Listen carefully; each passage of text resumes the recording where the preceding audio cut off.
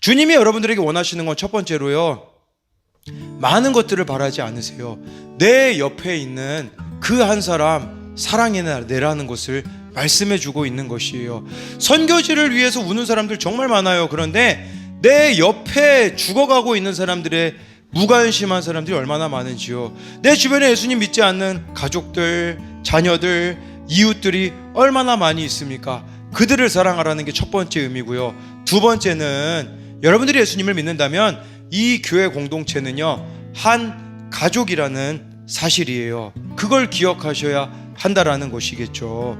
제가 목요일 저녁에는 초등학교 아이들하고 이렇게 시간을 보내는데, 어제도 이렇게 초등학생에게 연락이 왔더라고요. 얘네들은 목요일이 되게 설레이는 날인가 봐요. 어느 아이가 전화가 와서, 목사님 오늘도 같이 우리 보는 거 맞죠? 이렇게 전화가 와서 그렇다고 하니까 막 얘가 전화기로 이렇게 소리를 지르더라고요. 이 4명의 아이들을 데리고서는 이제 제가 좀 바꾼 방식은 뭐냐면, 얘네들이 언제 또 세상으로 갈지 모르니 정말 말씀을 그때그때 가르쳐야겠다 해가지고 어제 잠언 29장 25절 말씀을 암송하게 시켰거든요. 사람을 두려워하면 올무에 걸리거니와 여호와를 의지하는 자는 안전하리라. 그걸 외우게 시켰는데 각희제가 그러더라고요. 왜 이렇게 안 외워지는지 모르겠어요. 그러더라고요.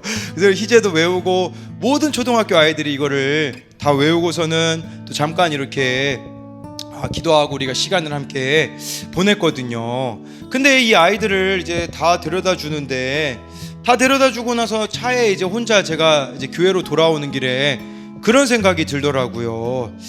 이 아이들은 지금은 이렇게 나를 좋아하고 함께 이 교회에 속하여서 시간을 보내는데 언제 떠나갈까 생각이 들더라고요. 왜냐하면 지금까지 9년 동안 오면서 얼마나 많이 떠났던 애들이 많은지 몰라요. 저보고 정말 목사님 끝까지 함께 갈게요 라고 하면서 떠나간 아이들이 얼마나 많은지 제가 알고 있기 때문에, 이 아이들은 초등학교, 이제 중학교가 되면 교회를 떠나진 않을까, 중고등학생이 되면, 대학생이 되면 교회를 떠나지 않을까라는 생각이 제 안에 있던 거죠. 오늘 새벽에 그걸 놓고 기도하고 있었거든요. 근데 주님이 제 마음에 물으시더라고요. 너 내 자녀라면 놓칠 거니? 물으시더라고요. 이 아이들이 너의 자녀라면 너 포기할 거니? 제가 보니까 예찬이랑 한결이가 그러면 당연히 포기하지 않죠. 얘네들을 아마존으로 보내든지 정말 아프리카로 보내든지 어떻게 해서든지 이 아이들이 인격적으로 예수님 만날 수 있도록 해야 되는 것이 아니겠습니까? 근데 얘네들을 저의 자녀라고 여기지 않는 거, 여러분 이 지금 말씀 사도 요한 보고 마리아가 내 어머니라는 것은 이 교회 공동체도 그런 거라는 거예요. 내 가족처럼 서로를 여겨야 된다라는 것이죠. 내 가족처럼 여기면 무엇을 해야겠습니까? 기도를 해야 되는 거죠. 근데 우리 교회 가운데는 얼마나 우리가 서로를 위하여서 기도하고 있는가? 정말 이 교회 공동체 가운데 누가 힘들어하고 있는 걸 알면서도 불구하고 나의 아픔처럼 내가 끌어안고 기도하고 있는지, 정말 누군가는 방황하고 있는데 그 방황하고 있는 자들을 나의 아픔처럼 끌어안고 기도하고 있느냐라는 거죠. 여러분 제가요 어제 갑자기 새벽에 우리 아이들 위해서 이렇게 청소년 청년애들 위해서 기도하는데, 여자아이인데 군대 간 애가 있어요. 새벽에 그 아이를 위해서 기도하는, 얘는 교회는 예배 안 나온 지는 오래됐죠. 지금 22살인데 고3 때 이후로 거의 본 적이 없는 이 아이를 위해서 기도하는데 갑자기 주님이 마음을 주세요. 무슨 마음을 주시냐면 그 아이에게 편지를 써라. 그래가지고 제가 편지랑 성경을 이렇게 들고서는 오후 1시 반쯤에 우체국에 갔어요. 우체국에 가가지고 그 아이 원래 카톡에 주소가 있었거든요. 카톡을 보니까 그 군대 주소가 안 나와 있는 거예요.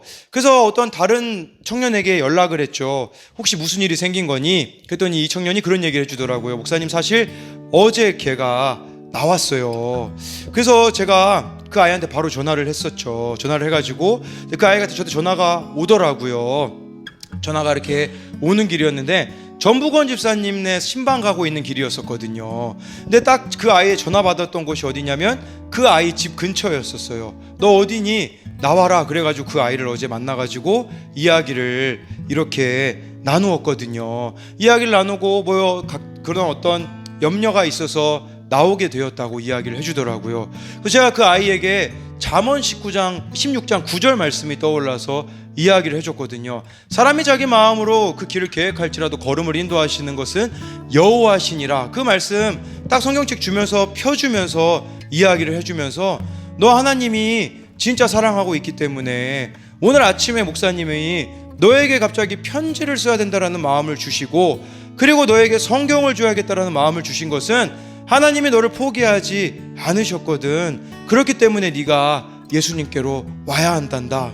아침에 이 마음 받았음에도 불구하고 저녁에 아이들 보고서는 절망하고 있는 이 모습이 저의 모습이라는 것이죠. 마찬가지로요, 그럼 매일매일 우리가 깨어있지 않으면 이처럼 되어져 버린다라는 사실을 기억하셔야 한다라는 것이에요. 여러분, 물론 공동체 가운데 여러 가지 문제들이 있을 수 있으나 중요한 것은요, 말씀 가운데 나아가셔야 한다라는 겁니다. 여러분, 이 사도 요한이 마리아를 끝까지 사랑할 수 있었던 비결, 말씀에 있었어요. 요한복음을 누가 기록했는데요? 요한이 기록했잖아요. 요한은 예수님으로부터 직접 말씀을 들었거든요. 그 말씀을 계속 되뇌었을 거예요. 그러다 보니까 무슨 생각이 드냐면, 여러분, 요한복음은요, 만남이라는 주제가 나와 있어요. 사마리아 여인을 만나신 예수님, 니고데모를 만나신 예수님, 가늠하다 붙잡힌 여인을 만난 예수님, 그리고 나사로를 살리신 그 예수님. 그냥 지금 요한은 그런 마음이 있었던 거죠. 예수님이 사마리아 여인도 사랑했는데 내가 이 마리아 어머니라고 왜 모시고 못 살겠어? 라는 마음이 있지 않았겠습니까?